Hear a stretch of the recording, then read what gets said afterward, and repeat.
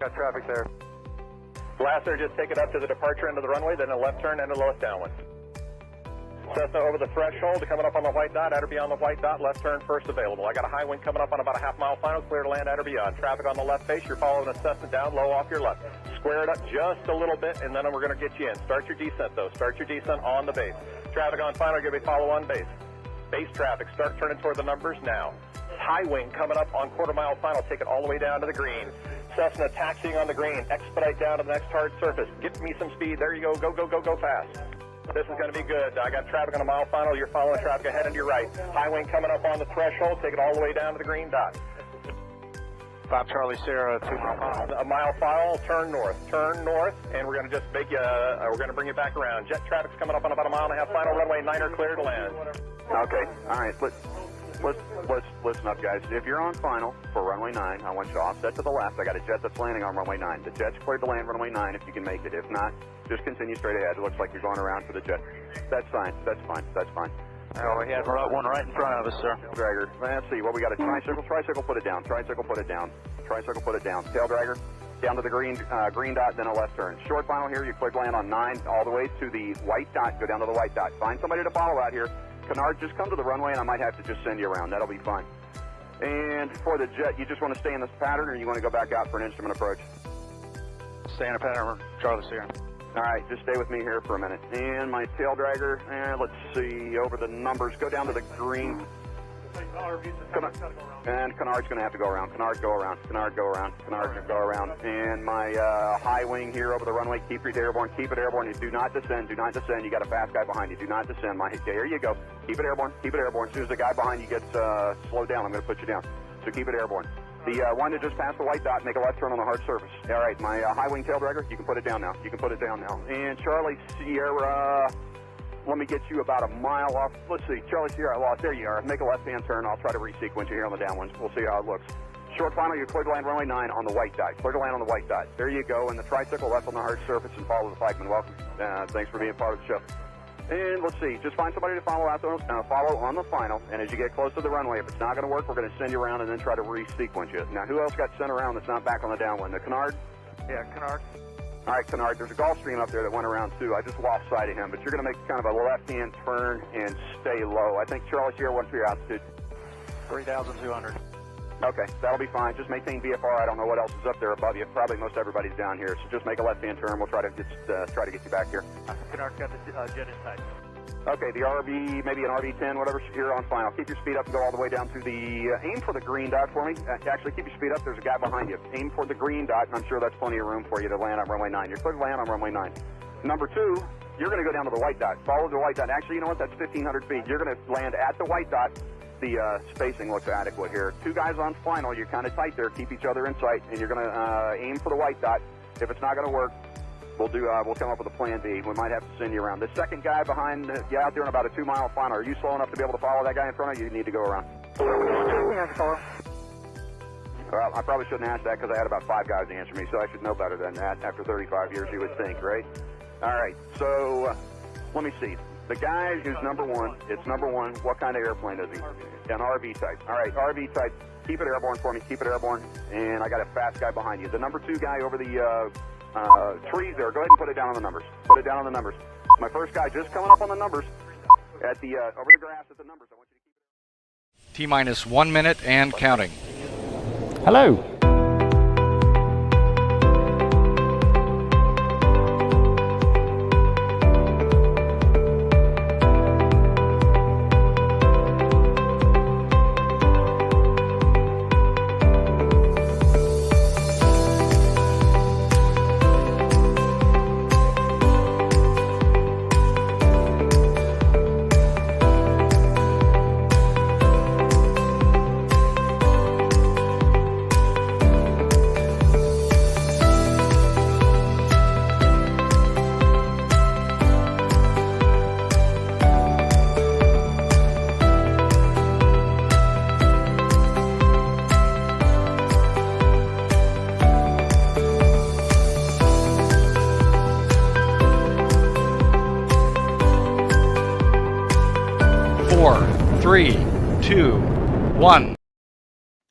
Hello, hello. hello. How are you all? And welcome to the Flyer live stream studio where we are almost more or less live.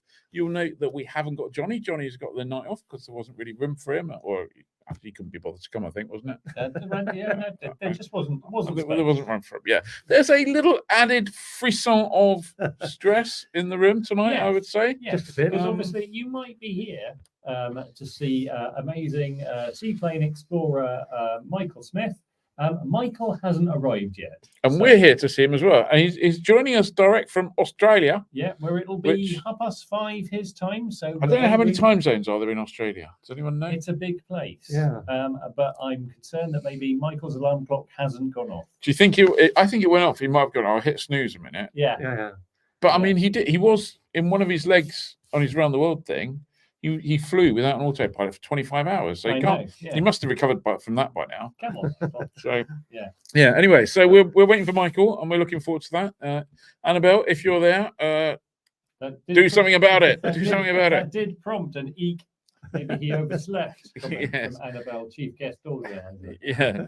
Let's make sure he's got the right link and all the rest of that stuff. Anyway. It's time to thank Sky Demon. Thank you very much, Sky Demon. I believe they're at the Trophies and Awards. It's tonight. The Air Pilots Awards it's and Guild of Air Pilots and Navigators. It's a very, very posh. People on the head with sticks and that kind of thing. They do all sorts of. It's Weird very things. posh. I've been to it once. It's kind of, everyone's in black tie and everything, and it's all kind of.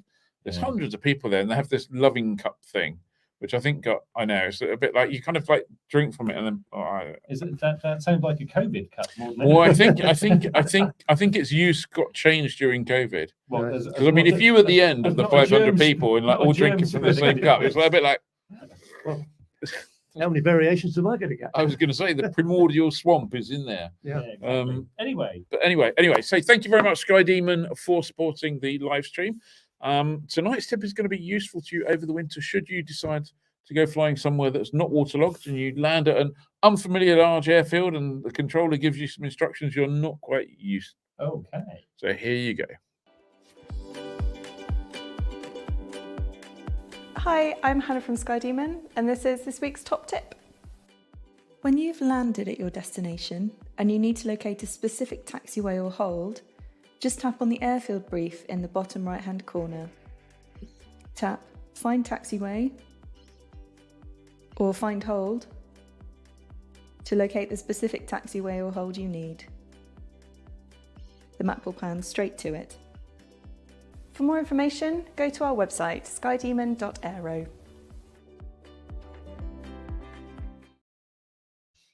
There you go. Yeah. Super useful. Yeah.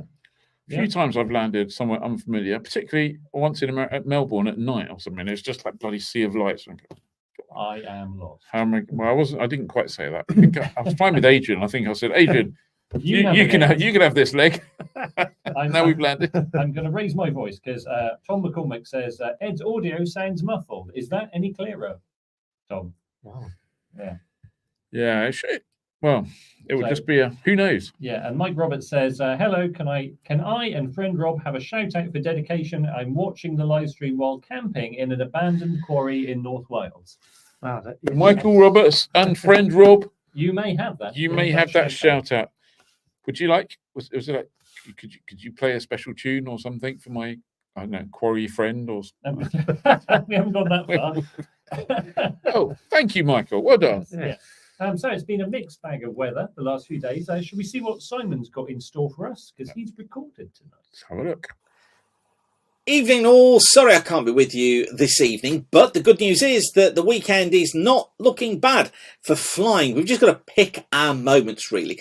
This is how things are shaping up. This is the forecast for tomorrow, for Friday. Low pressure centred off the south of Ireland. Notice this front that's wrapped around it. This is going to have some outbreaks of rain associated with it, moving slowly northwards and eastwards through Wales, through parts of southern England as the day progresses. And I think what it will do is bring an area of sort of reduced visibility, reduced cloud basis, sort of within this sort of area, particularly through the morning. Generally, you'd say non-VFR, probably 1,000 to 2,000 foot bases tops at about 7 to 10,000 feet. Visibility down to sort of 3 to 5 kilometres at times in outbreaks of rain that will drag their way slowly north and eastwards. Maybe some better weather at times just getting into southwestern parts of England, but even here, some heavy showers then following in. Now, across northern England, I think some clouds shrouding the Pennines, shrouding higher ground of Scotland as well, but otherwise, actually, it's not looking too bad. Base is about 3,000 feet, tops about 10,000 feet, better visibility too. So, you know, not that bad the farther north you head, but just watch for that low pressure system as it edges its way northwards, just lowering that cloud. Now, Saturday morning starts off with some mist and fog in places. That will clear. We've got an area of rain which may just affect East Anglia and South East England. Low cloud bases here. You see it on the cloud ceiling forecast here, showing bases of less than 500 feet in places. Tops probably at around 10,000 feet. But I think what will happen is that during the afternoon that gradually lifts, the visibility improves there. Elsewhere it looks flyable once the mist and fog has cleared, and then we're into generally fair conditions, I think, for most. Probably looking at bases around 3,000 feet, tops about 10,000 feet, but some rain getting into northwestern Scotland later on with lowering bases and poor visibility as well. As we head in towards Sunday, so ridge of high pressure builds in. Again, morning mist and fog patches. Now, they will slowly lift. At the moment, we're suggesting that actually visibility gets pretty high, but I'm just wondering if it stays quite murky into the afternoon, perhaps 5 to 10 kilometre visibility. Generally, base is about 4,000 feet, tops about 8,000 feet, and fair conditions. Just that far northwest of Scotland and northern parts of Ireland, again, that are going to see outbreaks of rain and windier weather too. So you see, it's not that bad a weekend, is it? Now, my next aviation weather school is going to be a live online course presented by me. Sorry, you can't have everything, can you? It'll take place on the Tuesday evenings of the 26th of November and the 3rd of December between 6:30 p.m. and 9 p.m. I'll show you how you can spot weather windows. I'll show you how to improve your own forecasting capabilities and build your confidence in weather as well. If you go to weatherschool.co.uk, you can book your place there now. It will be super to see you there. Okay, I'll leave you with that for now. I'll be back with you next week, and I'll be live with you next week. You lucky things. Right, whatever you do, have a great weekend. Thanks again for watching, and bye for now. Bye. Oh, jolly good. Doesn't look too bad, does it? It does not. Nice weekend, yeah. Yeah, nice weekend. Mark Lytham says, good evening to the three tenors, tenors. for which I thought was nice, Yeah. and then followed up with Or maybe the three fivers. Yes. Yes, well, talking about money, how much are you prepared to spend on an airfield lunch for two? The poll will be coming up in the comments in a minute. There are 4 options. I bring my own. I'm not going to say it, possibly because I'm an LA member. Up to £20, up to £40, or more than £40. yeah. Let us know. Yes. Let us know. We're quite lucky here. We're sat here at Wadswick, runway over there, cafe over there. Very excellent cafe. Excellent cafe over there. Yeah, no, And we had a very nice absolutely. lunch, didn't we, today? Yeah, Yep. we did. Right. Right, time for some news. Time for some news. And the top story this week is Gloucestershire Airport is for sale. It's a snip at the guide price of 25 million. Not necessarily to say that's what it's going to go for. The sellers are the 2 local councils that own and run it, and both say it will continue to operate as a general aviation airport. Neither has said yet how they plan to guarantee that promise. That 25 million, by the way, includes 100% of the shares of the operating company. The 2 councils both agree. They say it needs more investment to make it reach its potential. Councillor Rowena Hay, who's leader at one of the councils, Cheltenham Borough Council, said the airport's significant contribution to the regional economy is well recognised, offering a great opportunity for its new owner to build on success. Now is the time for a new owner to drive the airport forwards, ensuring growth for the business and the wider economy. We're confident we'll find a buyer who recognises the site's commercial potential. It has been said that 25 million is a lot of money for a general aviation airfield. But of course, yeah, you look around Gloucestershire Airport, and really, it's a business park with a runway. With a runway. Yeah. And it's a big site, isn't it? It's what, 375 acres? Something like that. Yeah. And two business parks. One has got 14 units on it. The other one's got 38 units on it. Yeah.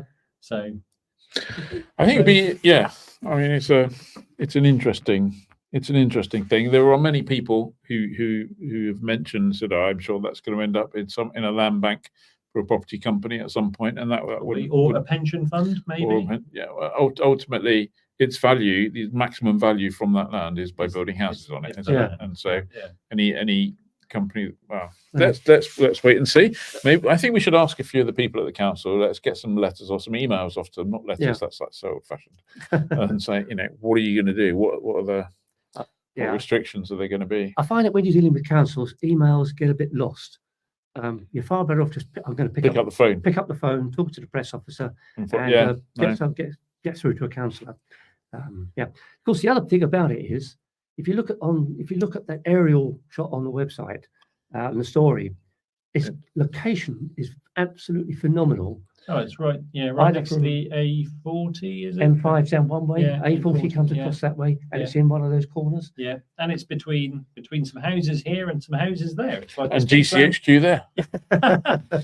But yeah, I've always thought that's amazing that you can land on 27 there and fly straight right over the top of, like the spy HQ of the UK. I know. Well, clearly, the only thing you're probably going to see is what they're having for their sandwiches outside. Well, can you imagine? Well, I wonder if it's like Chinese purchasers need not apply. I don't know. It's a good question. Well, the only other thing is someone mentioned earlier that in the last published accounts for the airfield, there was something like a £12 million loan that was due to the shareholders. Okay. That may, there's a while since the last account, so that may have been paid down a little bit. But it's likely that the 25 million will be in addition. There'll be like another somewhere between 10 and 12 ish. So you've got a bit more financial liability than you might initially think. Plus, like whenever I'm looking at any property listing, it's like, what's the kitchen like? Does the kitchen need refitting? Are the bathrooms decent? Incidentally, we asked ChatGPT to write a video script. No, we can't go there. Comedy video script, satirical video script about Gloucester. It did a pretty impressive job in about 15 seconds. It was scary. We may make that video. We might have to tweak it a little bit to not end up in prison, but it was quite a good. It was quite a good little video. I have to say. Shall we move on quickly, Ed? Yeah, why not? Why not? Something else you can buy, but a lot cheaper. There's a new aeroplane in town. It's the Bobcat from Little Snoring Base, the light aeroplane company. That's landed, and it can be yours for the bargain price of £70,000 plus VAT.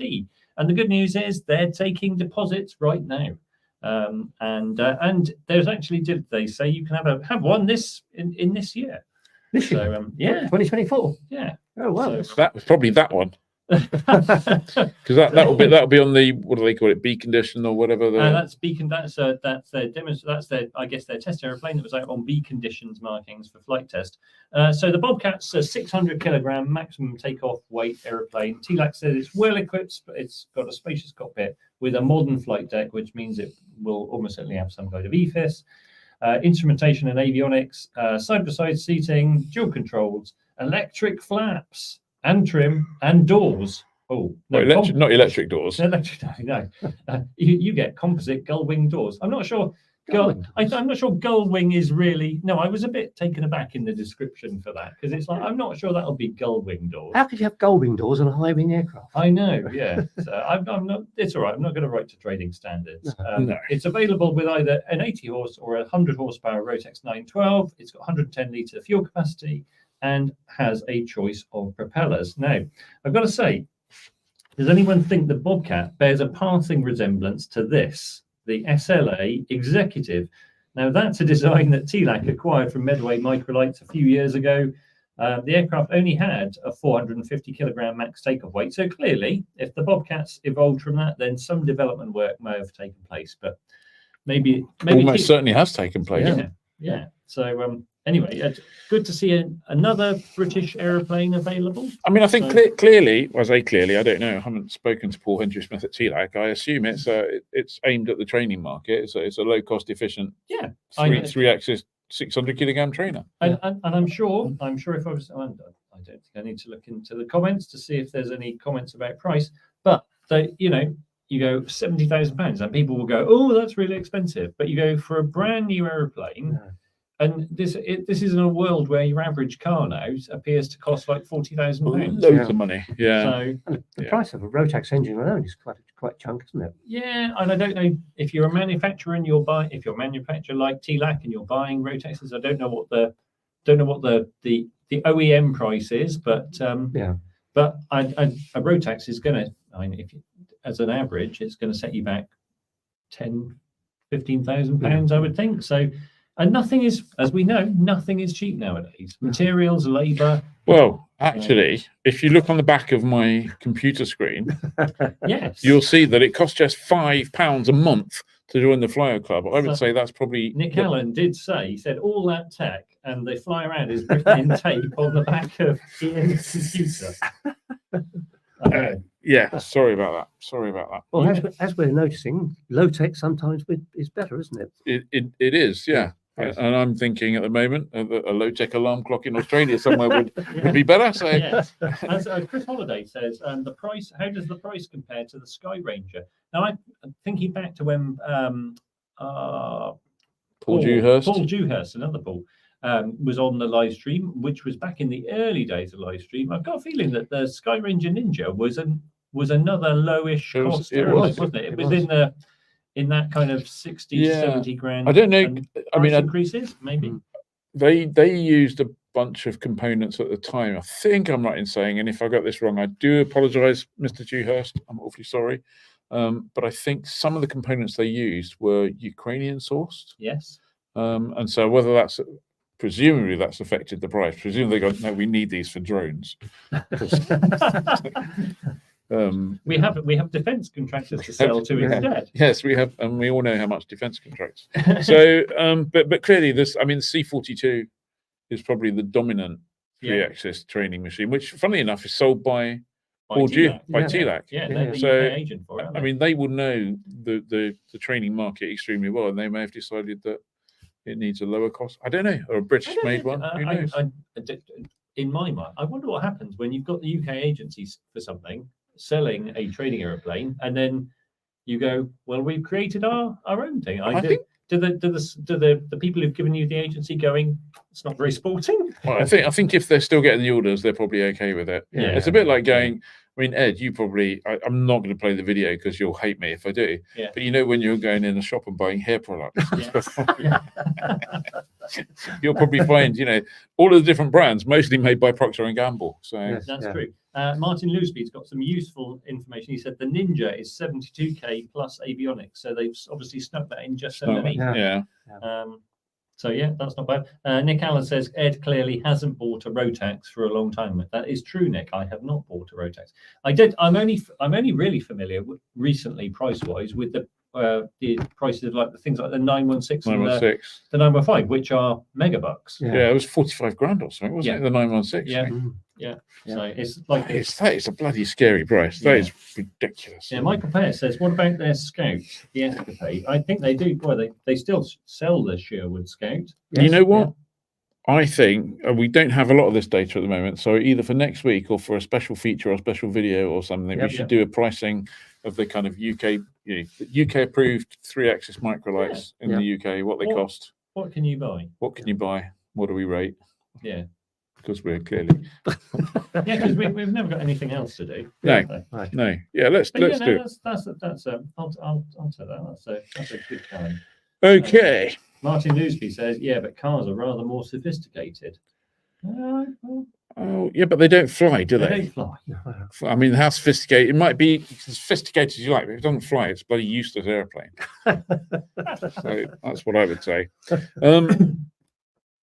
Let me get to my little brown thing here. Some sad news arrived with us.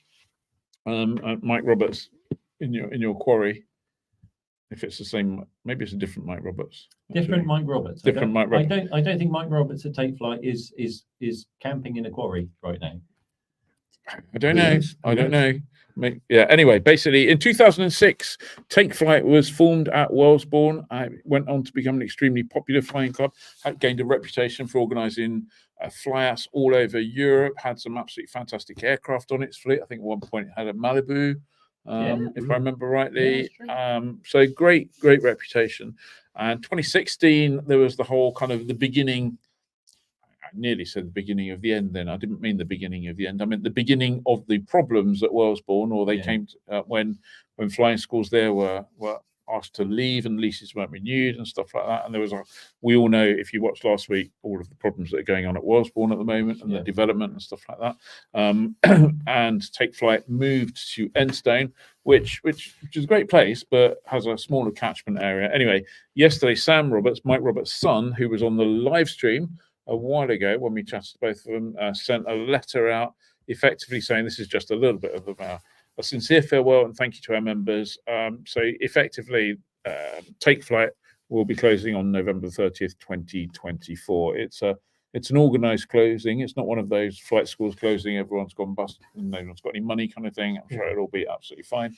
But it's a closing nonetheless, and a loss of an innovative and it's always forward-looking, progressive flight school. Bad news whenever we lose a flying school of any type, but one that was kind of popular with members. No, absolutely. That is unfortunate stuff. So Martin Newsby has corrected his Ninja pricing. Apparently, it's 62 plus extras.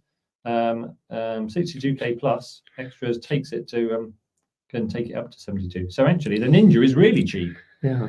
So. Well, it depends what comes with the 70k Bobcat.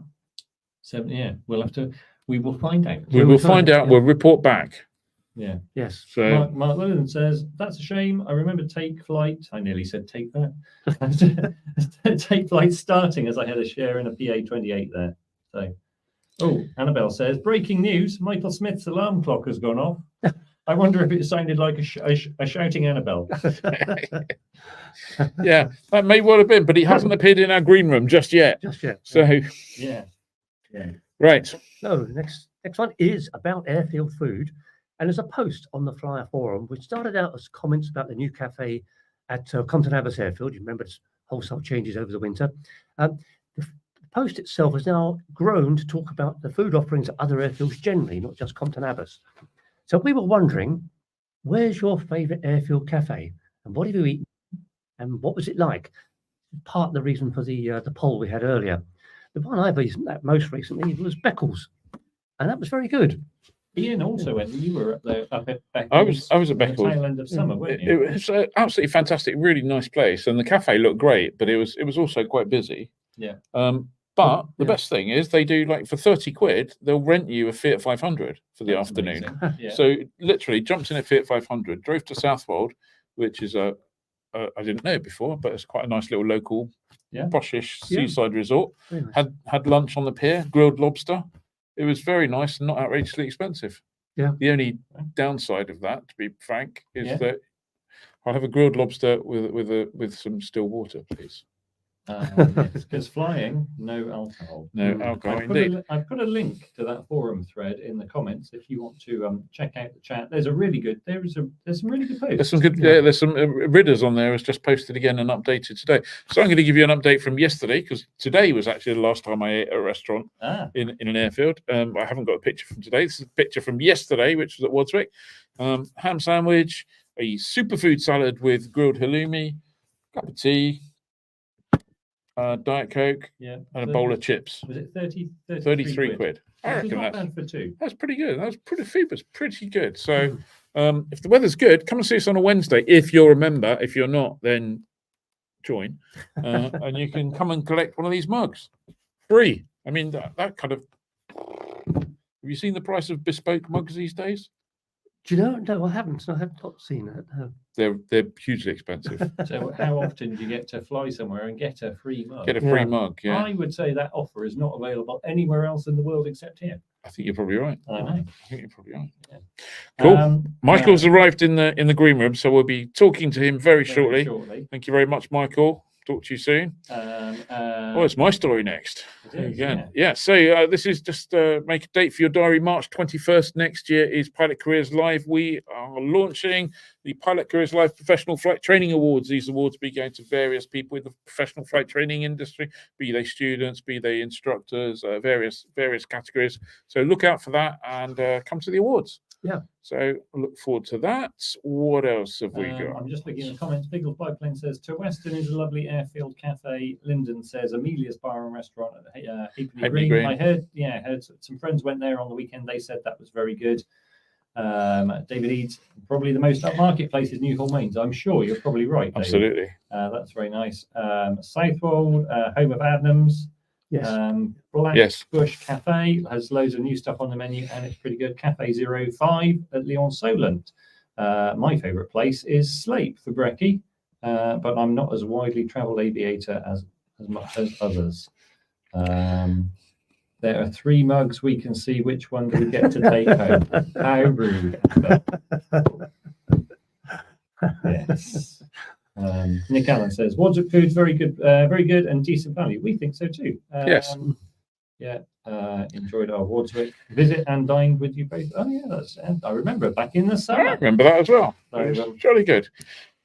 Cool. So I just rattle through a little bit of club news at the moment. So if you are, where's my little picture gone? Oh no, there it is. If you are a club member, there you go. The landing fee this month: Newtonards, Edsfield, Cromer, Kenyon Hall, and 50% off at Land's End. If you want to learn how to fly IR, if you want to get your IR or your IRR IMC rating, Andy Sinclair did a great webinar. You can go and look at that and all the other webinars.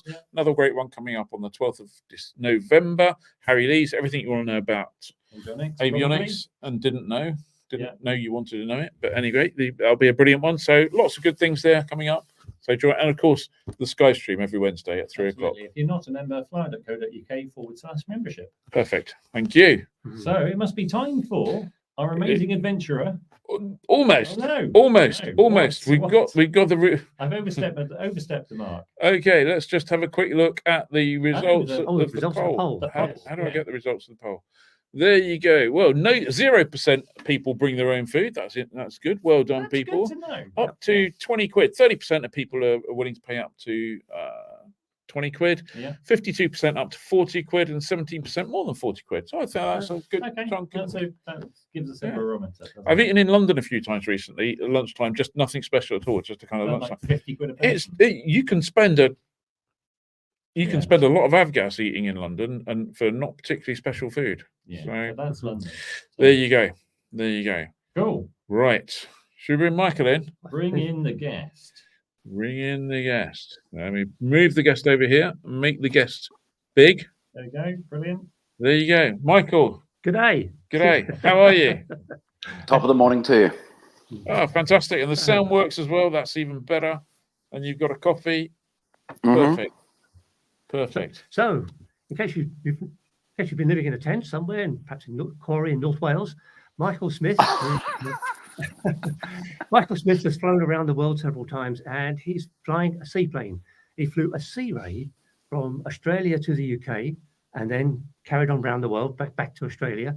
And he's flown the Sea Bear, which is a twin-engine aircraft. Flew that from Russia, and now he's flown it around Australia. We're going to be talking to him about these adventures. So, Michael, let's kick off with, first of all, how did you get into flying, and why seaplanes? Yeah, I started. Look, I think like a lot of people, as a 15-year-old, I had my dad take me down to the local airport to look at. Actually, I don't need those. Look at flying, but I actually didn't pick it up then. But by the time I was in my early 20s and working, I decided to start taking lessons. But like a lot of people, I sort of started. I got to about 8 or 9 hours. Was getting, they were talking about going solo, but you had to do the study, and then I was too busy with work and young family and things. So I actually dropped it all until I got to my mid-30s, and then sort of got to a point where I had some time and decided to, instead of having a midlife crisis and buying a sports car, I got my pilot's license. But why did you go through seaplanes? Well, actually, that's what finally inspired me. There's an Australian magazine called Flying, and Australian Flying. And I remember I was in my mid-30s, and I'd just been thinking maybe I'll try getting back into the idea of getting back into flying. And then the front page of the magazine one month was a SeaRey, and someone in Sydney had got the permission, had got the Australian rights for the SeaRey, and they did a review of it, and I read that, and I thought, wow, that's what I want to do. And so I really decided to go and get my ticket because I really wanted to be able to fly this plane. And and look, I'd always been interested in flying boats. My grandfather served on Catalinas in World War II. He started as a gunner and ended up as a radio operator. But he remained in the Catalina group, sort of long after the war, used to march on Anzac Day with the Catalina group. And, in later years, I'd take him along to those events. And I was sort of the eldest of all of the grandchildren, so he and I probably had a stronger bond than most. And we spent time, doing that, which made me always think about Catalinas. And to me, the SeaRey, it really is like a baby Catalina. There's actually a photo there somewhere of the SeaRey fits perfectly under the wing of a Catalina and sort of nestles in like a little baby bird. Well, I'm not sure we got that picture. Yeah. Oh, okay. Well, Okay. anyway. So, but in Australia, Mike, I mean, Australia's a huge land area. I know you've got a good long coastline, but it can't be very good for going cross country. Oh, it's appalling. But it's the plane I had. So look, once I got my ticket, it took me about a year, and but I actually. I've always travelled a bit for work, and so I found myself on trips to America, cheekily going off and looking at second-hand planes for sale, and I ended up buying one. It was a ridiculously good deal, and so I bought my first SeaRey and second-hand, put it in a container, and shipped it back to Australia, and that sort of arrived before I'd even finished my license. So I then. My instructor, once we got past the initial stages, we started doing some training in that aircraft. And while I didn't use it to finish my ticket, I sort of started getting the hang of it. And I think I put about 100 hours on it before I even went near the water. But that was a slow one, especially. That cruised at about 70 knots on a good day. And, but look, what's the saying? It might be slow, but I get more time in the air than anyone else. So, but it is a big country, and I got that. Even in that plane, I started adding. I added a fuel tank behind an extra fuel tank, so that I could fly for sort of 6 or 7 hours without having to refuel. Which you just have to get the hang of in Australia, because you are obviously looking at really big distances. Yeah. So, what prompted you to go for a trip like flying from Australia to the UK, and then, as it turned out, beyond?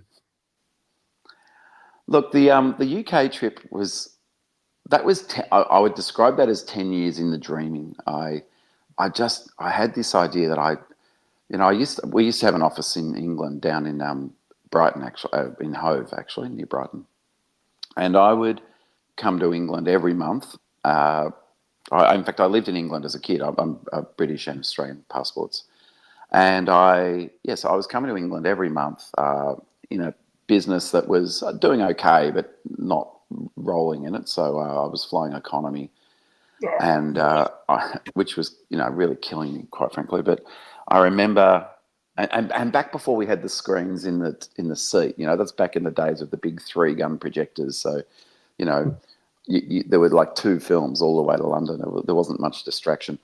But I remember reading an article in the Qantas magazine about what it was like back in the 1930s when they first started flying from England to Australia and vice versa, on those beautiful C-class flying boats. And, they were double-decker. The idea that they had these double-decker planes, decades before the A380, and that it was the height of luxury, and it went from taking 6 weeks by ship to only 10 days by air. And, that was a really special thing. So I remember reading that and thinking, wow, I would love to redo that trip. And reading that article was also part of what's made. I mean, it was like I wanted to do that trip, but the only thing that was missing was I didn't have a plane or a pilot's license. So I sort of really became focused on I want to retrace the Rose Bay to Southampton flying boat trip, and I literally started. Like all good adventures, I started an Excel spreadsheet and I started my research into where did they land. I'd go to libraries and museums looking for information. Qantas actually were helpful. I didn't exactly explain what I was wanting to do to them, but they let me sort of look in their archive and pull some things together, to work out what hotels did they stop at, what were their actual stops, and exactly where were those stops. It's easy to find a map that just shows the cities they went, but I really wanted to deep dive and go and find each of those spots. So for years I researched that, and it kind of just became like an after dinner project to potter away at.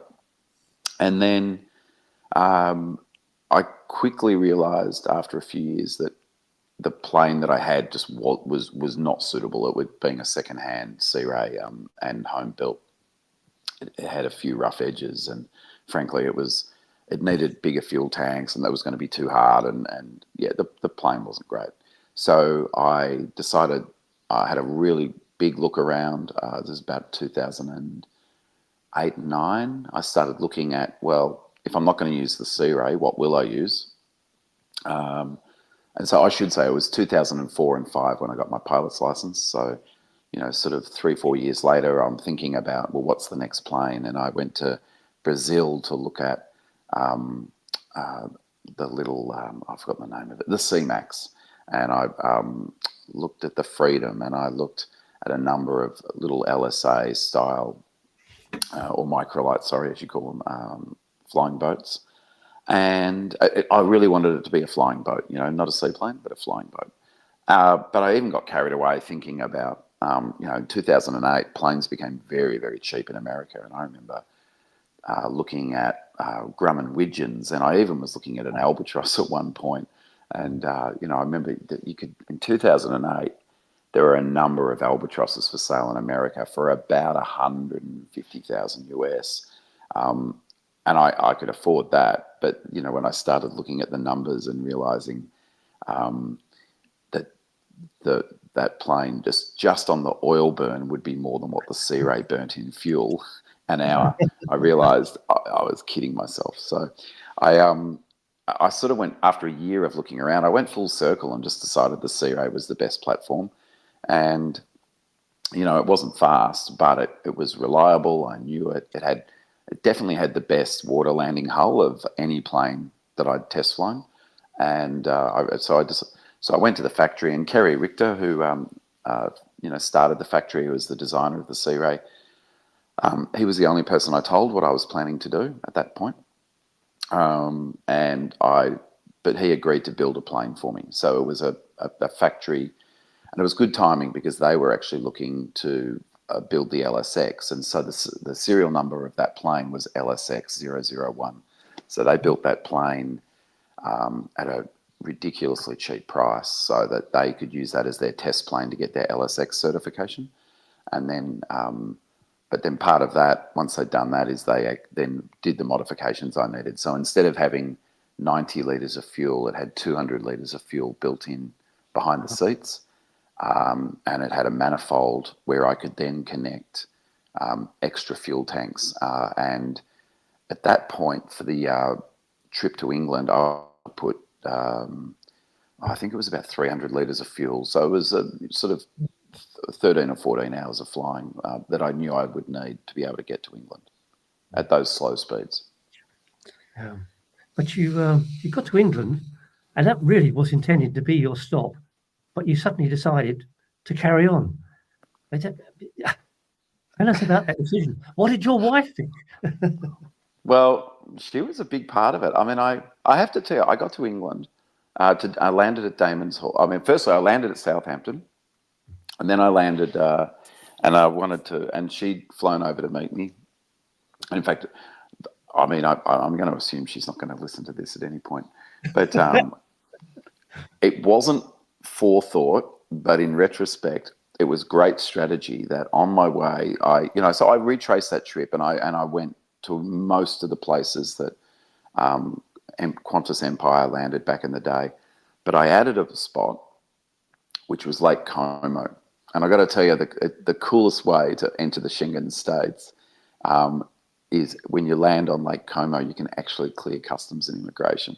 So, but anyway, my wife flew over and met me there, and we then had a week's holiday on Lake Como, and it was almost like a second honeymoon. It was the most romantic trip, and I'd been away at that point for I think it was 6 weeks. It took me to get to Italy, and so then she flew on to London, and then I just sort of got from Italy through France and landed at Southampton, and then met her at Damon's Hall. And it's still at that point, the plan was to pack up the plane, put it in a container and send it home. And I so wasn't looking forward to those logistics.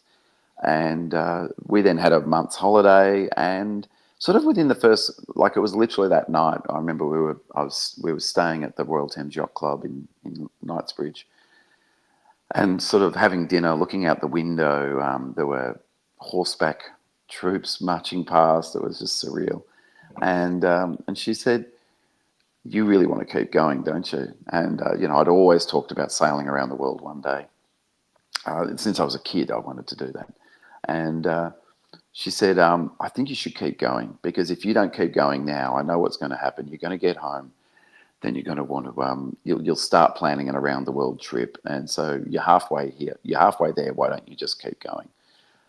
I mean, that was just the greatest ticket of permission I think that any husband's ever had. And so, with that support, I was like, well, of course I'd love to.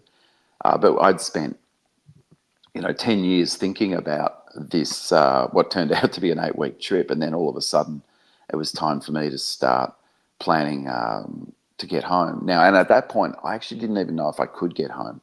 I knew that getting across the Pacific would be really problematic.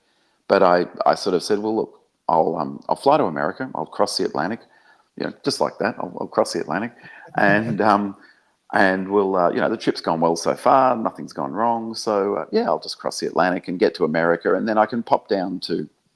And as a SeaRey was built in Florida, I'll just go down. I'll make my way to Florida. I'll get the annual done there, and then if I can get the permissions I need to get across the Pacific, we'll make that work. Well, what could go wrong? And actually, I was really pleased. I got a text from Jerry Humphreys before saying, "Hey, I'm looking forward to seeing you." So, hi, Jerry. And I was in Ireland, so I'd spent the time in England, then I flew on to Ireland, and Anne came to Ireland with me. I met people who I've made friends, lifelong friends with there, which was, really special. But I must say, I started to realise how nervous I was about crossing the Atlantic, and I was really lucky that Jerry Humphreys, who was a Harriet pilot, retired, sort of had a couple of really good chats with me about what crossing the Atlantic was going to be about. And, relatively flying from Australia to England's pretty easy. There's land most of the way. There's some political hotspots, and but generally speaking, even an engine failure for most of that trip, there would have been an option. But crossing the Atlantic, it hadn't really dawned on me what a big deal crossing the Atlantic was going to be. And he sort of told me a few things I needed to know, which I literally wouldn't have known as I headed out over the ocean if he hadn't. And I was VFR, I should point that out. I don't know if that's obvious, but and crossing the Atlantic VFR is interesting too, because you don't need an HF radio if you're VFR. So about 30 miles offshore, you just lose contact with everyone, and even monitoring 1215 over the ocean, you regularly don't hear anything. So it was a pretty isolating experience. But I did do that. Part of it didn't go very well. Most of it was fantastic. There was 2 really bad minutes, and several hours of fantastic travelling. So what were the 2 really bad minutes then? You need the lure or something? I'm not sure how many people have read my book who are listening or seen the movie that was made, but I unfortunately had an IMC incident out of Greenland coming into Canada. I left. I probably had about 12 hours of fuel on board because I always tended to fill up pretty much everything just for peace of mind. The flight, I think I'd been flying for about 7 hours as I approached the coast of Canada.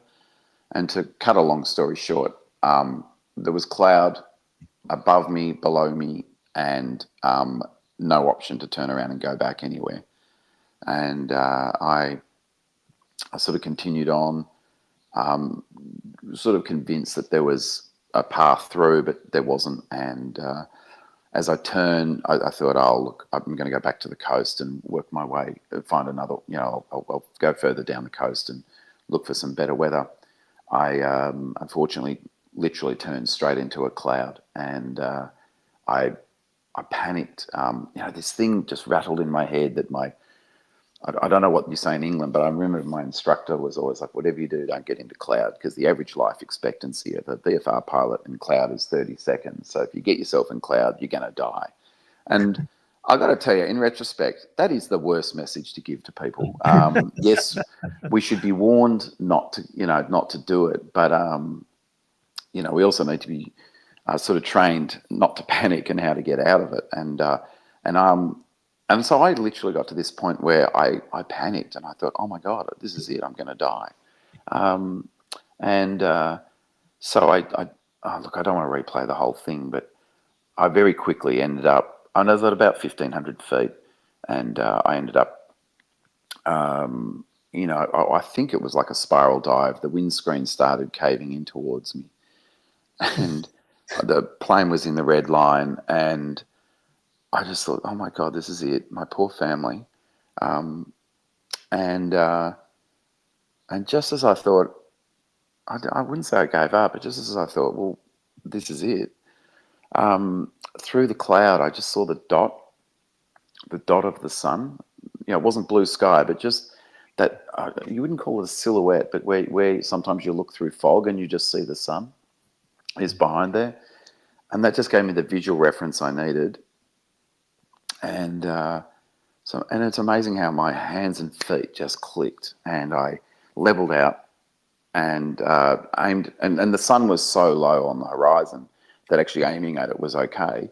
And so I just steered towards the sun, and I came out of the cloud, I don't know, probably 20 or 30 seconds later. And I worked out I was something like, it was probably 7 seconds from hitting the ground. And I flew back to the coast, and then oh my God, I can feel it happening now. Then at that point, I thought I was having a heart attack because my chest, the adrenaline going through my system, my chest was beating so hard, but I was shaking my left arm going, there's something about your left arm goes numb if you've got a heart attack, and my left arm's not numb, so I must be okay. And I flew back to the coast, and and then, looking at the map, I thought, okay, I'll follow down. I'll go down the coast. There's the river that goes into, oh God, I'm having a mental blank on where I was going. Something Bay. Iqaluit. Sorry? Iqaluit, Frobisher? No, much further south. Goose Bay. And so I was going into Goose Bay, and that's about 100 miles inland, I think, or maybe 80 miles. So I followed down to the mouth of the river, and I thought, look, I'll get to the mouth of the river. I've got heaps of fuel, so I could fly, kind of for the rest of the day without a problem. And I thought, if I get down to the river, at least the worst case, I'm in a boat, so I'll just get down and either land on the river and have a rest, or just continue at low level and below the cloud. Anyway, I'll find a way. Anyway, I got down there, and the cloud was actually okay. It was I was able to fly at about 400 or 500 feet above the river and just followed it all the way into Goose Bay. And of course, I got to Goose Bay and it was clear blue skies. So, anyway, that was pretty horrifying. And but I tell you what, in retrospect, it really made me think about the way we teach people about how to deal with an IMC incident. Yeah. Unfortunately, Mike, we're running quite close to on time. But are we? Oh, goodness. Sorry. Yeah, I know. I feel we've only just scratched the surface of it. But you've got to tell us a little bit about your latest, the one you've just completed, flying around Australia. Why, first of all, why is it so difficult to fly right around the coast of Australia? Isn't that fascinating? So, you know, the trip I did before when I picked up the Sea Bear was flying. I retraced the 100th anniversary of England to Australia, which was flown in 1919 by the Vickers Vimy, by the Smith brothers, no less. And it was 5 more years before they could fly around Australia. Now, I wouldn't say flying around Australia is hard now, but boy, 100 years ago it was, because it was more, so it was considered more remote than that trip from England to Australia. And it's because so much of the coast was undeveloped. Even today it's undeveloped. They had, so the Air Force was given the job to fly around the country, and they took a seaplane because there just weren't enough runways. And the Army and the Navy were deployed to help deliver barrels of fuel around the country. So they had about 50 fuel stops. And it was hard. They didn't have a radio. They were out of radio contact. You know, so the way that people knew they were okay is that as they were flying around, they'd buzz a telegraph station, or they'd buzz over a ship, and then they'd relay a message. Oh, we saw the plane.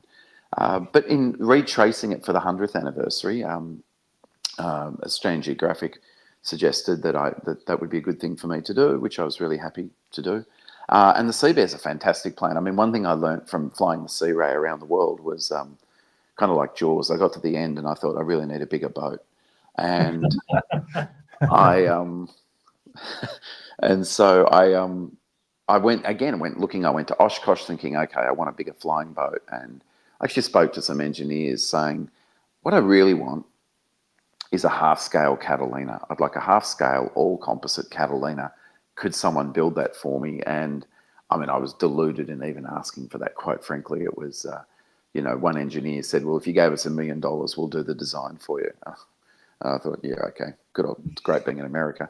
But looking around, and so I found the Sea Bear in Samara in Russia, a lovely part of central Russia. And I found it on YouTube, like so many things we do today.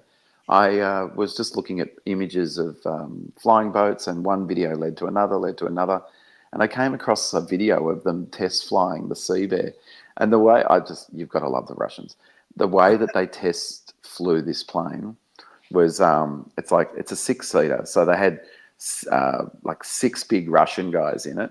They took off and it flew. So they were like, okay, we can probably fit one more. So they put another guy in, took off. Yep, that still flew. Put another one in. Yep, it flies with 8 guys. Okay, it's good. It's good to go. Test flying finished. So I just thought that plane looks amazing. And so I don't know if there's an image that shows the way the door opens, but the hatch, the back deck opens like a hatchback.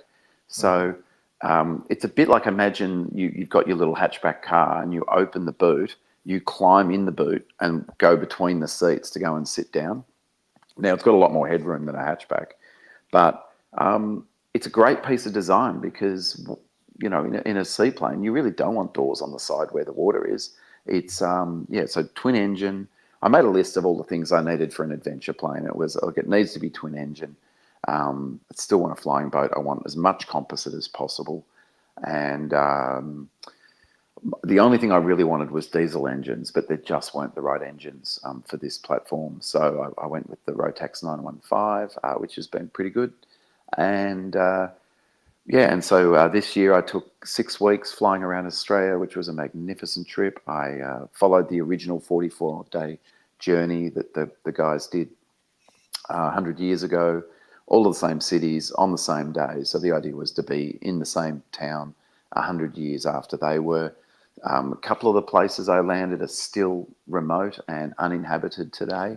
One of the things on the list for the plane was I needed to be able to sleep in it. So there's enough room in the back of that plane to sleep, which is fantastic. And I mean with a bed, like it's all made up like a properly so you can sleep really comfortably. I've got a coffee machine in the plane.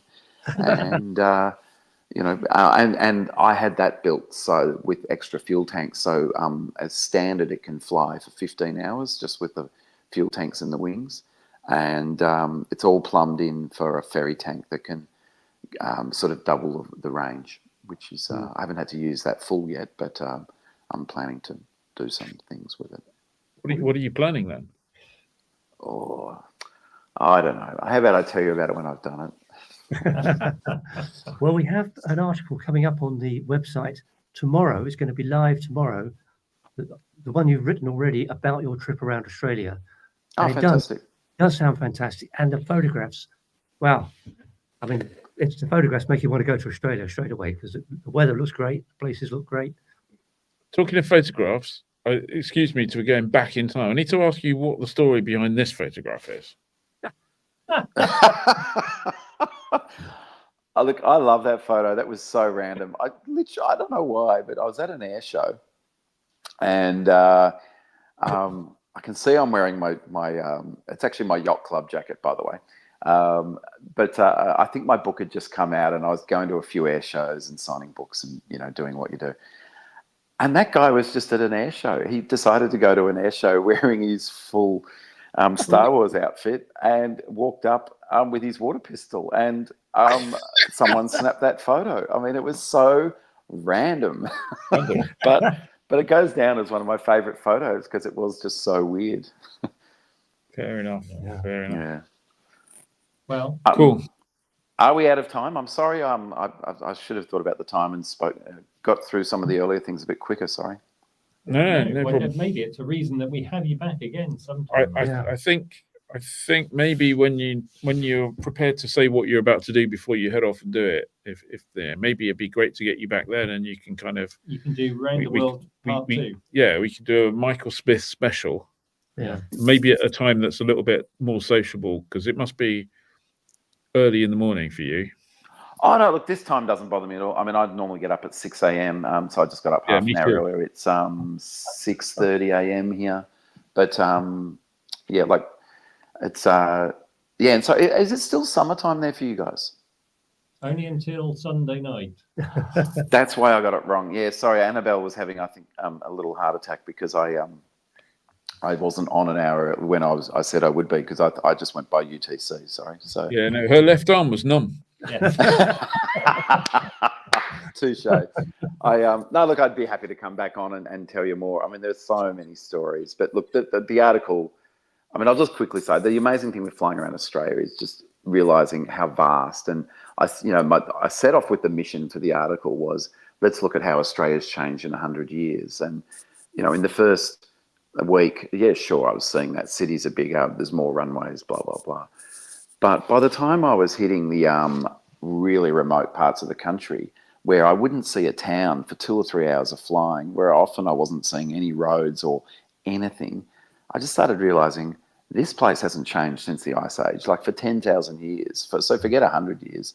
There is still so much of Australia, and I'm talking like 3/4 of the coastline is still untouched, uninhabited, and just awe-inspiring, and it's so diverse.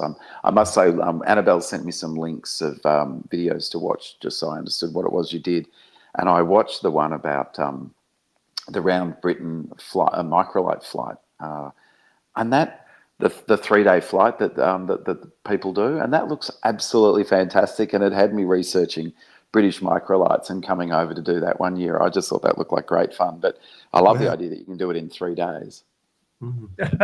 Absolutely. Yeah. Well, maybe you're. So we've got our fancy hangar segment coming up next, and tonight we've all picked seaplanes. Maybe we can pop you in the green room, and you can come back and be judge of our choices. Yeah, sure. Pop in. Yeah, that's fine. Yeah. Brilliant. We'll do that. It shouldn't take too long. So here we go. No. That's all good. Yep. Here we go.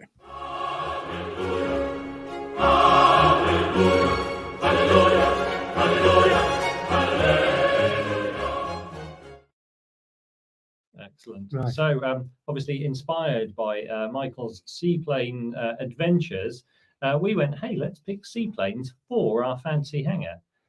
So, who's first? This week, Ed. Is it me? It's you. And I picked this, the very pretty Short Sealand. And this was Britain's last new seaplane design. It was designed and produced by Short Brothers. For 5 to 7 passengers. It was first flew in 1948 and went into service 2 years later. Wasn't a great success. just 25 found customers, and 1 or 2 of those were private owners who went, we need really cool personal air yachts.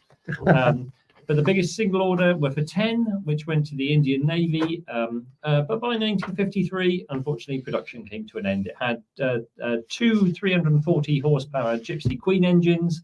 It was good for 150 knots. And if you look, it's got really big windows. So as seaplanes go, they're for admiring the view and everything. So I think that would be a pretty cool seaplane to have in my fancy hangar. So I say what amazes me is that a company like Shorts can produce something like that, which is pretty nice and pretty good looking, and then also produce a Skyvan. In different times. Yeah, different times. Well, because the designer of that has probably retired or passed away or something, certainly the designer of the Sealand had obviously lots of French curves, and someone had cleared that desk by the time that the Skyvan came along, and it's like, we only have this ruler. You can have a ruler. It's a square ruler. Yeah. Dave. So I've chosen a very special aeroplane, the Island X199 Spectra. It's not something out of James Bond, despite being called Spectra. This is by Mr. Fast, Leroy Lopresti, who designed the Spectra in 1969. Lopresti is one of those big names in general aviation. Several successful aircraft, including the Grumman A5, the Mooney 201, also worked at Beach and Piper before starting his own company, which he called Lopresti Speed Merchants, which kind of says it all, really. The Spectra was there to test some concepts, if you like. This is the test vehicle, the test aircraft. It only has a 125 horsepower engine, but it's mounted in a nacelle on the vertical T-tail. The reason behind that is to get less drag than having a separate pylon, as well as moving the engine and propeller above the spray generated when landing or taking off. The streamlining fuselage also included a retractable hull step, again to reduce drag, and it had these droopy outer wing panels, which also acted as stabilizing floats. There was only ever one built, the Spectra prototype, which flew in '69. The idea was to build a larger, more powerful, something like a 300 horsepower version with 4 seats, but unfortunately, he couldn't get the finance together to go into production. It looks like it should be in a Bond film. It does look like it should be in a Bond film. An airplane that's called Spectra. Yeah, I know. Yeah. It is pretty cool, isn't it? I do like that. Unfortunately, it's now sitting derelict. I'm amazed it's still around. Well, yeah, it's in a hangar at Merritt Island in Florida. Yeah. I feel it's like, if there was one reason I wanted to go to Merritt Island now, it's like to go and find that. Well, I don't know if you remember, Merritt Island is a place where we normally rented our aeroplane for our Florida trips. I don't think it blew away during the Merritt Island.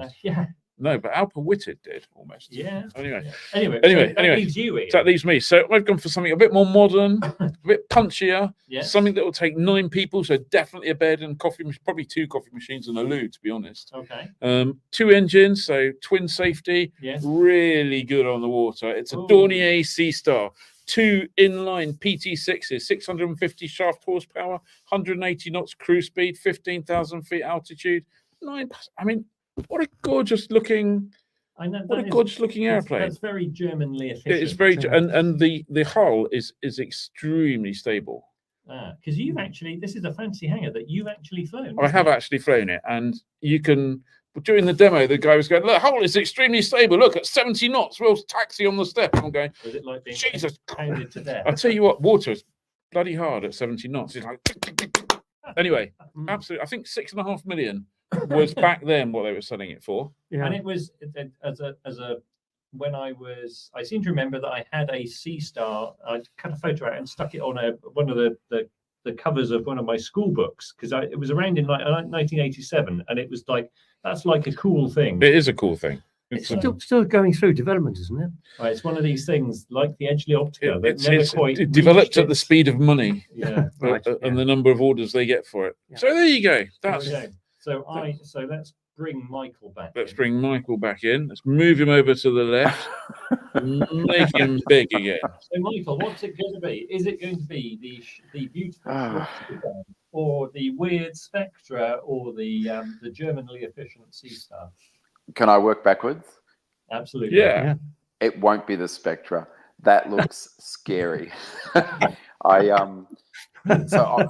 Obviously, it reminds me of the Sea Wind. A lot of people have seen that. I'd never seen the Spectra before, but I'm just been looking it up on my phone.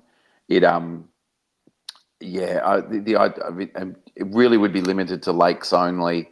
The sea wind has killed way too many pilots. I think that this would have the same issue. It looks like it would be landing at about 70 knots, which is, like you say, way too fast on a small plane on the water. So, no thanks. 2 foot waves for Sea Star, by the way. 2 foot waves it copes with. Oh, look, look, I love the short sea land. It was actually one of the aircraft that in my research I was saying, just how can I build a composite one of these? It looked perfect. It was pretty. I love the big windows. But I'm going to say the winner has to be, because I just think it is such a beast of a platform. It's that Dornier Sea Star, and the development of it has been fascinating. I mean, I looked at that, and they've been to a few of the Australian air shows at Avalon, which is an industry show, and they've got their stand there, and I wonder who they're trying to sell to. But I just figure, in their multi-million-dollar budget, there's obviously a marketing budget, so they go to air shows and set up a stand, hoping someone's going to sort of nibble at the bait. And it would be an amazing plane. To go, hello, I need a seaplane. Would you like to loan it to me? Well, I must say, I chatted to them going, oh, okay, $6.5 million. That actually, it's not ridiculous. I mean, compared to what you pay for a caravan on floats. Yeah, you get a lot more aeroplane than that, and I've had so many people say to me, I would love to do the Rose Bay to Southampton trip. Why don't you start that up as a business and do tours? And I actually think the only plane that you could do it would be the Sea Star. So that's why I picked that as the best plane for the hangar, because I think if you had 2 of them, you could actually start a commercial service and take 10 days to fly from England to Australia. That'd be heaven. Wow, fantastic. As Dr. Wedge says, sounds like Ed sunk and is underwater. Yeah, absolutely. I'm going to bask in the glory in your success of winning, because it's a rare thing, to be honest, me to win that competition. Yeah, to be fair, the audience was there were a few Ed wins. However, there were some Ians in there as well. So, and obviously, King of Seaplanes. When the King of Seaplanes says Dornier Sea Star, you're onto a winner. Yeah. Michael, absolutely fantastic seeing you. It'd be great if you can come on again at some point. If you're ever in the UK, if you're flying economy to the UK every month, still let us. No, I've grown out of that. but No, look, I'd love to. If I'm in the UK, I'll definitely let you know. I should be there next year. And but sure, if you've got a slot, just get Annabelle to reach out, and I'm happy to join. And it's great to be here. Hi to all the people in Europe. It's been time to come back soon, I think. Yeah, I think so. One very last quick comment. Tom McCormack was very sharp on the visuals. He says, "Brilliant guest." But Michael looked like he was sitting in a cinema. I think you are in a cinema, and you are in the cinema business, aren't you? I am. So my family runs cinemas in Australia. We have 5 cinemas, like different places. Our main our mothership is the Sun Theatre in Yarraville, a beautiful old 1930s Art Deco building. Think Empire and Leicester Square, probably my favourite cinema in the world. And we bought this beautiful old Art Deco cinema and brought it back to life. But I'm at home. We have it's embarrassing, but we have a 20-seat lounge cinema at home where we preview the films that we program. Seems fair. Fantastic. We're very spoiled, but it's a great thing to have. Yeah. Michael, thank you very much. We look forward to seeing you over here, back on our screens again. Absolutely fantastic guest, and congratulations. I can't wait to hear even more of the stories. Yeah. Thanks. Toodaloo. Thank you. Toodaloo. Wow. We just leave some events before we sign off. Absolutely, yeah. So it's quite a quiet weekend, but there are 2 fly-ins. There's the autumn vintage flying at Compton Abbas. That's on Saturday and Sunday. And on Sunday, 27th, there's a squadron flying at North Weald. Looking ahead, there's the Pilot Careers Live London on Saturday. Next weekend? Saturday. Not this weekend, Not this weekend, no. Breathe easy. Next weekend, yeah. 2nd November, yeah. Yeah, fantastic. So just remains to see. Thank you very much, Sky Demon. Thank you very much, Michael. Thank you very much, team. Don't forget, like, comment, subscribe, get your credit cards out. And we'll see you on Wednesday if you'll remember, on Thursday if you're not. And thank you very much. Have a great weekend. Hello, this video is sponsored by us, the Flyer Club. And if you're not a member already, we'd love for you to join. Members get access to all of our content, our free landing fees every month, exclusive webinars, and much, much more. It costs just £5 per month to become a member, so head on over to flyer.co.uk/membership or click the link in the description below. It's a proper good deal. It's a bargain.